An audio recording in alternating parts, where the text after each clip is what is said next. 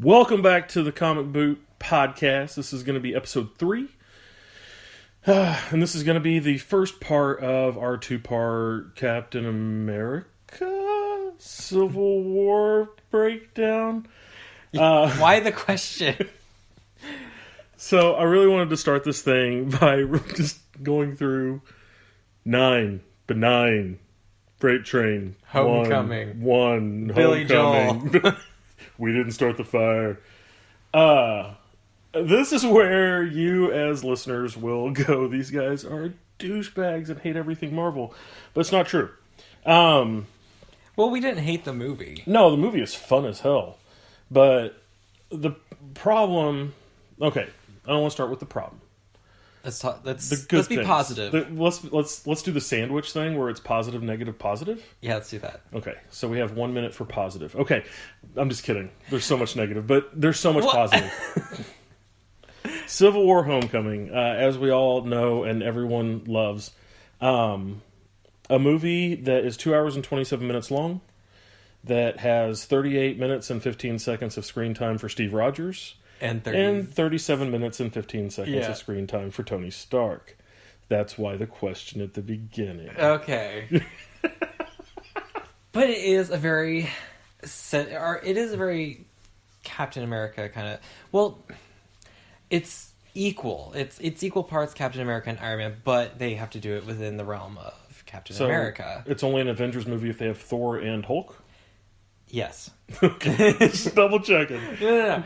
With the thing is with Civil War is that you really have to play both sides to try and understand both sides of their argument, because that was the whole point, is to think, okay, well, who's right and who's wrong, and give you to create a discussion amongst fans and moviegoers of, okay, well, who had the higher ground. And that's the thing, like, I was sitting here typing talking points, and then they got half erased whenever I sent it to Kaylin. I got some of them. One of the biggest issues that I have is, like, who the hell are we supposed to root for in this movie? You know, we can say that Zemo's the bad guy, but he's, that was a waste disposable of a guy, though. Right, and Zemo's a great Cap enemy. Yeah, for villain. sure. And the issue is that, for me, where that's concerned is that's, disposable villain number 13 out of all the movies. Yeah. I mean... The only one who stuck around is Loki. Yeah, and which is a disservice to the second Thor movie, because it's okay. I mean, Because I thought it was better than the first one. The first one was way too campy and not a lot of action. It was really campy, especially when he came down and started slamming coffee mugs on the ground. And yeah, it didn't work for me. But I enjoyed the second one a lot more. Yeah, but Loki. I mean, Loki's the only bad guy that's really... Abomination's gone. I mean, it's going all the way back to the Hulk movies. I mean... They kill them all. And, I mean, the dude abides from the first Iron Man movie. He's gone. I mean, they completely wasted one of the biggest villains that they could have introduced in Captain America movies in Red Skull. Yeah. Now, I don't know if that was something that Hugo Weaving decided to not, stick with or whatever. Well, but he obviously doesn't have a problem with reprising roles because he played Mr. Smith in 3 movies. Well, yeah, but I don't know if it's an issue that he has with, like, Marvel Studios or whatever, moving forward. But the thing with the Tesseract is that we know the Tesseract can transport people. Yeah. So my original theory was he's going to have to come back because the Tesseract probably just transported him somewhere. Hopefully. In time and space. Because they're running out of bad guys to waste. Yeah. Especially for Cap.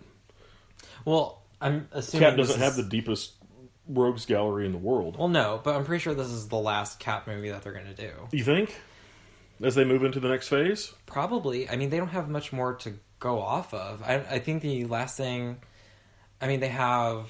After Avengers Infinity Wars Part 2, they'll have Captain Marvel, and they start into all that stuff. I think that's when Ant-Man and Wasp will happen as well. Which I can't... Oh, speaking of great points of this movie...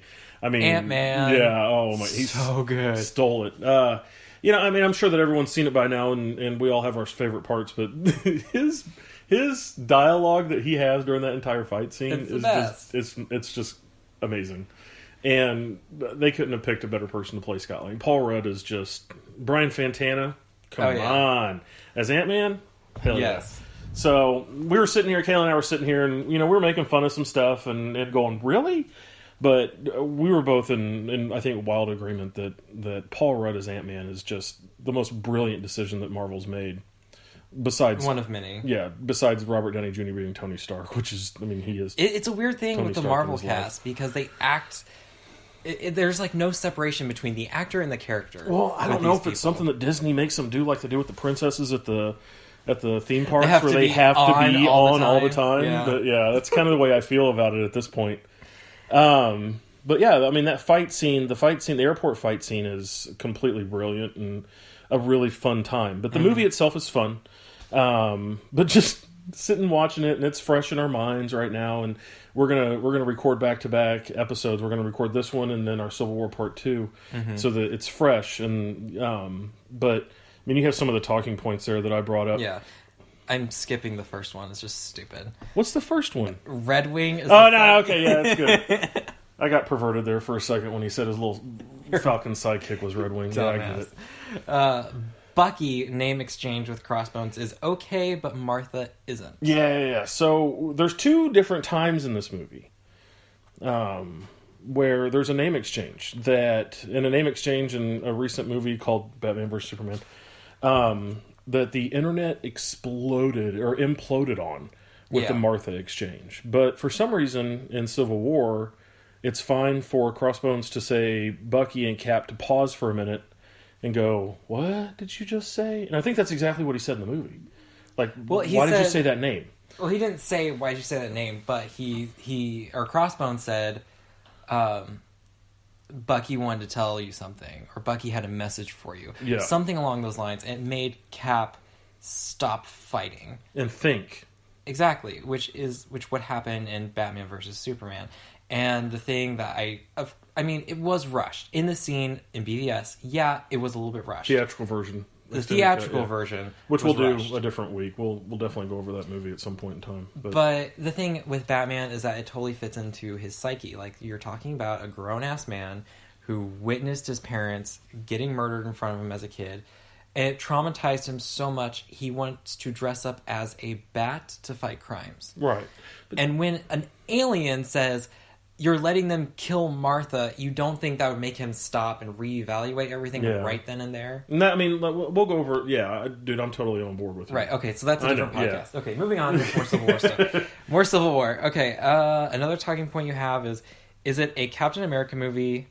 First 10 minutes we get Stark, Widow, Bucky, Falcon, and Scarlet Witch. Yeah. Okay, well, it is Captain America. It is his movie. But just because in name... In name, but I reiterate that you have to show both sides if you're going to do a Civil War type movie. Okay, which brings me to another point that I didn't put down. Okay. Why the hell is a Civil War? If anyone's read the comics... Oh, it has nothing to do with the original Civil War. Nothing. And I think that's my biggest qualm with this movie, is that they have taken such an amazing story... Now that is Civil War in name only. What do you mean?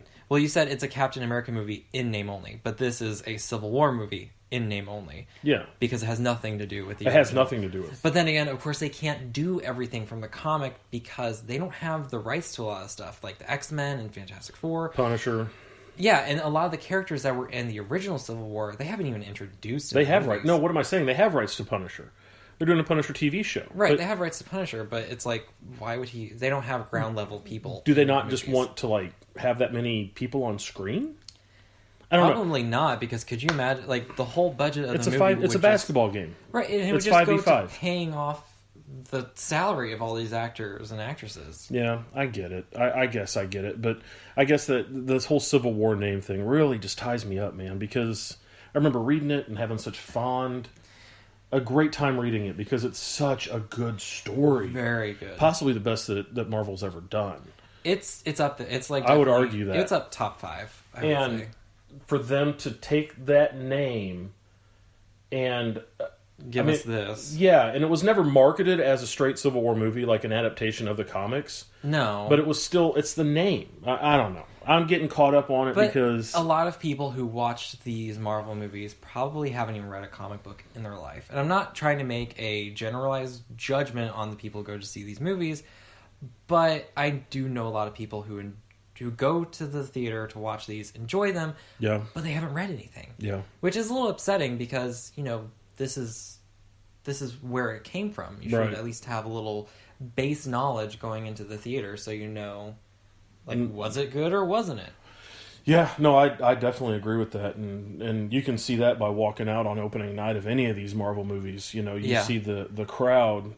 I would say half of them have read the comics, and half of them probably haven't because their parents taking their. It's a pretty good even mix. Their parent. I mean, I take my 10-year-old. I take her to go see all the movies. And she hasn't read any of them, but she loves them.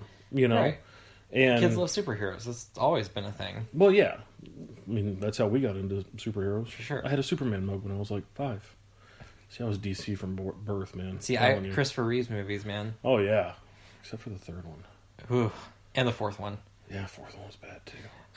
Okay, another one you have is Misplaced Rage by Alfred Woodard's character, reference to Avengers Age of Ultron. Which brings me into other talking points that I have there about what would the damage be if the Avengers did not intervene?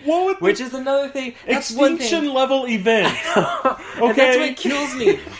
That's what kills me with Ross, the Secretary of State. He's like, "How dare you intervene? You're so selfish." It's like you would be dead. You would be lying in the ground somewhere, not even properly buried. You'd have aliens trampling over your fucking corpse. Yeah. If they made it past the invading worm army of people that Loki brought into New York City. That's why I said aliens. Because he had the aliens. And their only idea, the only thing they had in their arsenal was, let's just nuke Manhattan. Yeah. They had no other contingencies other than a nuclear And how many warhead. people would have died then? So many people would have died and wouldn't have stopped the aliens because they just kept coming through the wormhole. Yeah.